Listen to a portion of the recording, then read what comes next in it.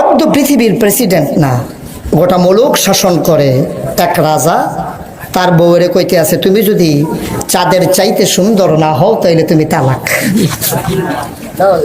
চতুর্দশী পূর্ণিমার চাঁদ আকাশে হাসে, ফকফকা জ্যোৎস্না, ছাদের উপরে বেগম সাহেবকে নিয়ে রাজমশাই আনন্দ করে।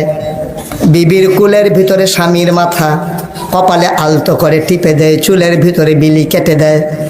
আকাশের চাঁদের দিকে রাজমশাইর নজর পড়ছে, কি সুন্দর জ্যোৎস্না, গায়ের পশম সহ দেখা যায়।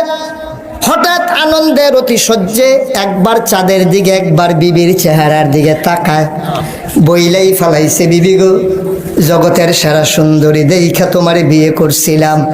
চাঁদরাদি মনে হয় সুন্দর, চাঁদের চাইতে আমি মনে করেছিলাম তুমি বোধহয় আরো সুন্দর। যদি চাঁদের চাইতে সুন্দর না হও এই মুহূর্তে তোমারে তালাক। ফতুয়া চলে গেল ওই জমানার ইমামের কাছে, বলো সুবহান।